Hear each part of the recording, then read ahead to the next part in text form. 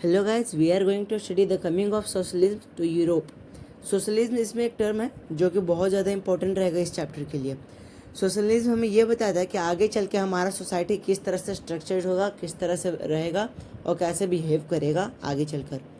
Socialist इसमें एक term है। वो लोग एक ग्रुप ऑफ पीपल्स हैं जो कि सोशलिस्ट कहते हैं, जो सोशलिज्म को फॉलो करते हैं।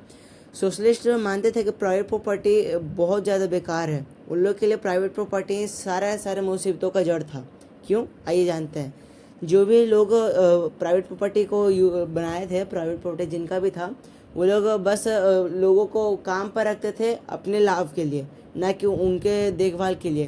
वो लोग बस देखते थे कि कितना पैसा उनके पास आ रहा है या फिर नहीं आ रहा। अगर नहीं आ रहा तो लोग और बढ़ाएंगे लोगों को कि और आइए हमारे कंपनी में और आके उनको मुनाफा करिए।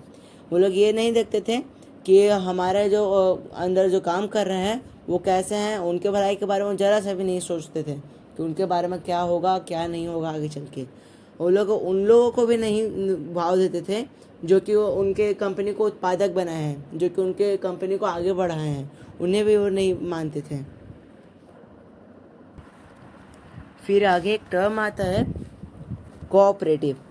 कोऑपरेटिव उसे कहते थे जिसको एसोसिएशन ऑफ पीपल, जो लोगों के ग्रुप को जो कि किसी कंपनी में साथ मिलकर काम करते हैं और गुड्स को किसी सामान को तैयार करके बेचते हैं और जिस उससे जो लाभ आता है वो अपने मेंबर्स में डिस्ट्रीब्यूट कर लेते हैं इक्वली। इसी को हम लोग कहते हैं कोऑपरेटिव्स।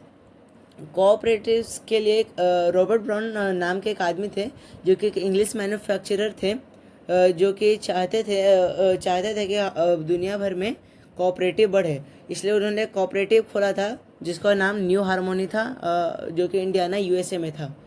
और दूसरे सोशलिस्ट इन्हें जब खोला गया था न्यू हार्मोनी को, तो जो दूसरे सोशलिस्ट थे उन्होंने महसूस किया कि जो कोऑपरेटिव है बस ऐसे ही नहीं बन जाता है बड़े पैमाने पे कोई कंपनी बना देने पे। उन्हें चाहिए था एक बढ़िया हेड जो कि सारे मेंबर्स को कंट्रोल करे काफ़ी अच्छे तरीके से। इसी के लिए उन्होंने गवर्नमेंट को कहा कि हम लोग को कोऑपरेटिव के लिए इनकरेज करें, हम लोग को बढ़ावा दें कोऑपरेटिव्स को। इन्हीं के लिए एक फ्रांस के एक आदमी थे लुइस ब्लैंक। वो चाहते थे कि गवर्नमेंट कोऑपरेटिव को इनकरेज करे और कैपिटलिस्ट के जगह पर कोऑपरेटिव को यूज़ करें। आगे चल के हम लोग पढ़ेंगे कैपिटलिस्ट क्या है। Karl Marx and Friedrich Engels अपना आइडिया दिए थे बॉडी ऑफ आर्ग्यूमेंट्स के थ्रू कि उन लोग का आइडिया था कैपिटलिस्ट का। कैपिटलिस्ट उसे कहते हैं जैसे कि अगर कोई कंपनी आया, कैपिटल आकर किसी फैक्ट्रीज में इन्वेस्ट किया, तो जो कैपिटलिस्ट जो प्रॉफिट होगा वो वहाँ के वर्कर्स में डिस्ट्रीब्यूट कर दिया जाएगा। इसी को हम लोग कैपिटलिस्ट कहते थे। तो इसी चीज़ को Karl Marx and Friedrich Engels ने दिया था। ये जो था कैपिटलिस्ट वो ज़्यादा देर तक नहीं चला था क्योंकि उतने बढ़िया तरीके से वर्कर्स का प्रॉफिट इकोनॉमिक कंडीशन बढ़िया से नहीं संभाल पा रहा था। इसलिए लोगों ने सोचा कि अब हम लोग कैपिटलिज्म को नहीं फॉलो करेंगे और अब प्राइवेट प्रॉपर्टी में यहीं जाकर हम लोग करेंगे, रूल करेंगे प्राइवेट प्रॉपर्टी के ऊपर। और कार्ल मार्क्स का ये मानना था कि इन लोग को हम लोग फ्री छोड़ देते हैं और कैपिटलिस्ट को इन लोग को छोड़ने देते हैं। फिर जो वर्कर्स थे उन्होंने रेडिकली एक सोशलिस्ट सोसाइटी को बनाया जहाँ पे सारे के सारे जितने ही प्रॉपर्टी थे वो किसी सोशली कंट्रोल किए जाते थे।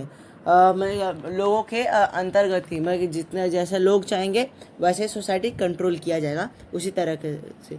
और इसी चीज़ को हम लोग कम्युनिस्ट सोसाइटी भी कहते हैं। और जो वर्कर्स थे, जो कार्ल मार्क्स थे, वो उनका ऐसा मानना था कि जो कैपिटलिस्ट और ये सोशलिस्ट में जो कन्फ्लिक्ट है, और उनका ये भी मानना था कि जो कम्युनिस्ट सोसाइटी है वो भविष्य का नेचुरल सोसाइटी बन जाएगा।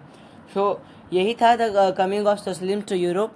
एंड अगले नेक्स्ट पार्ट में हम लोग पढ़ेंगे सपोर्ट फॉर सोशलिज्म। तो यहाँ तक ही था।